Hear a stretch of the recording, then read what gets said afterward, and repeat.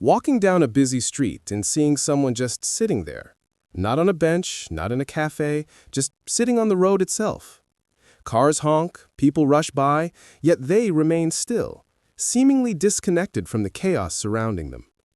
It's confusing, maybe even alarming. Why would someone choose to sit in a space designed for movement, danger, and transit? Today, we're going to explore the psychology behind this unusual behavior, diving into the mind, emotions, and experiences of people who sit on the road. By the end of this video, you'll not only understand why it happens, but you might even see it as a fascinating window into human behavior and mental states. First impressions: strange or purposeful? When we first see someone sitting on the road, our brains immediately flag it as unusual or unsafe. Humans are wired to notice threats and unexpected behaviors. Sitting in the middle of a street is a violation of our norms, rules, and social expectations. Psychologists call this the violation of social script, and it immediately triggers curiosity, fear, or judgment. But for the person sitting, the act may be anything but reckless. Some sit deliberately as a form of protest, others to experience mindfulness or detachment, and some might be experiencing emotional overload or psychological states that disconnect them from normal risk assessment. Sitting on the road is often symbolic, a physical representation of being stuck, unseen, or in pause mode in a world that demands constant motion. Psychological motives: mindfulness and detachment. Some individuals sit on roads as a deliberate mindfulness exercise. In a world that moves faster than our attention spans, taking a moment to physically stop, even in the middle of danger, forces complete presence. Psychologists suggest that extreme mindfulness can sometimes involve confronting fear, discomfort, and unpredictability directly. Sitting on a road is literally being present in the eye of chaos. Engines roar, lights flash, people hurry, but the mind remains anchored. Others use this behavior as a form of psychological detachment. By physically removing themselves from structured environments, benches, homes, offices, they create a liminal space where routine, responsibility, and expectation fade.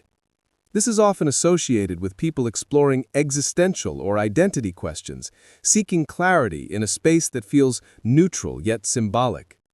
Emotional overload and stress response. For some, sitting on the road is not about mindfulness, but emotional overwhelm. High stress, anxiety, or depression can lead to moments where the mind and body freeze or seek a pause in sensory input.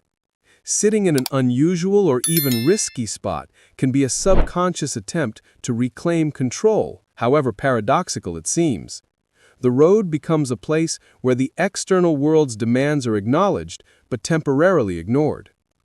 Neuroscience explains this through the freeze response. Under extreme stress, the nervous system can respond by stopping, a state in which movement ceases, heart rate may slow, and the body essentially hits pause. For people experiencing intense mental or emotional states, this can manifest as physically sitting in unlikely locations, even a busy street, without fully processing danger the way others would.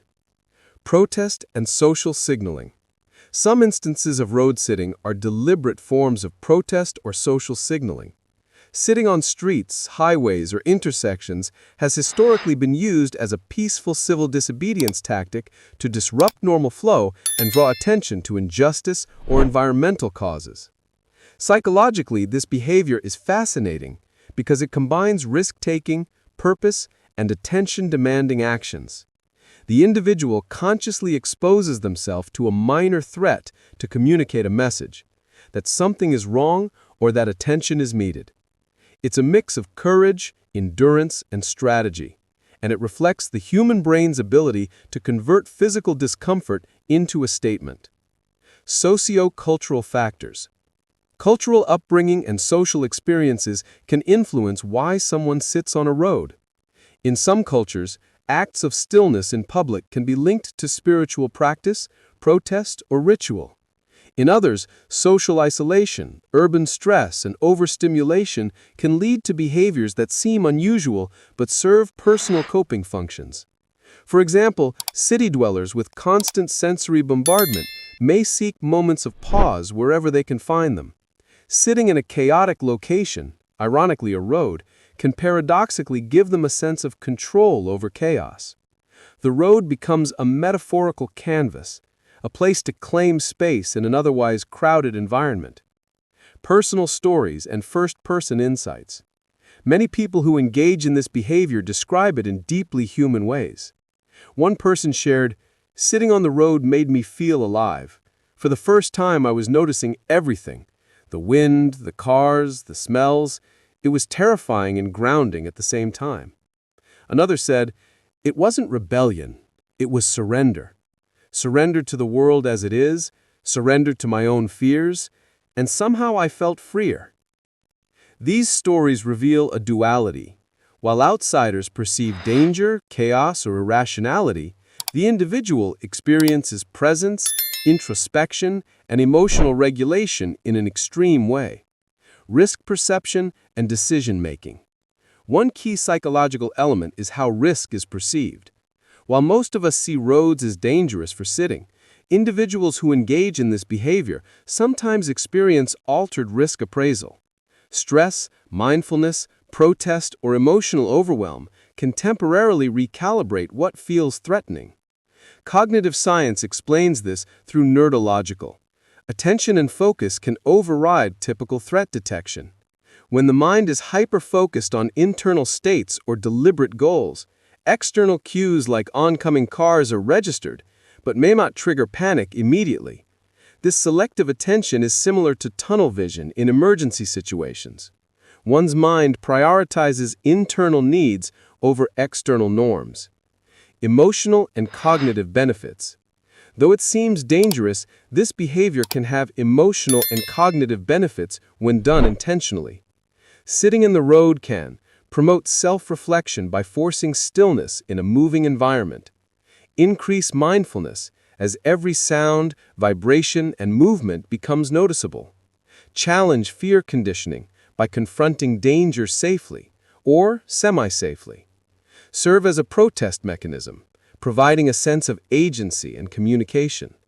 Even temporary, controlled exposure to perceived risk can enhance confidence, reduce internal anxiety, and reinforce problem-solving under stress.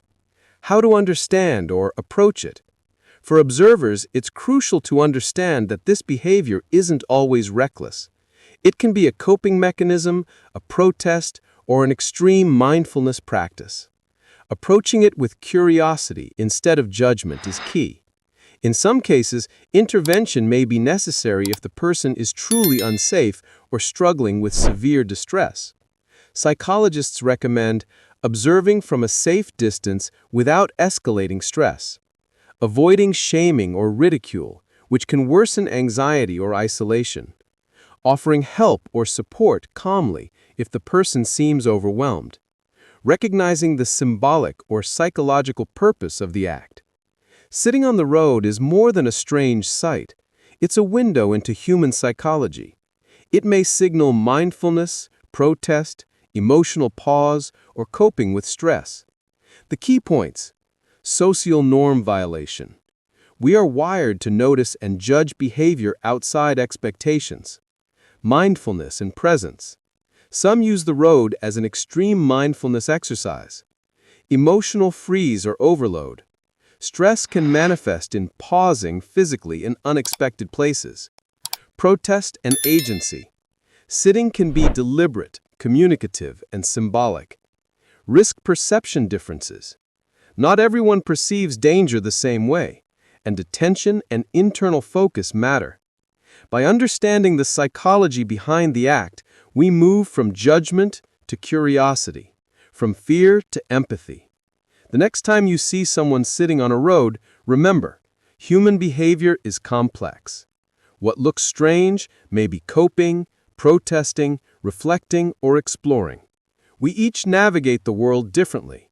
Understanding and curiosity can turn a puzzling sight into insight about resilience, risk, and presence in a chaotic world.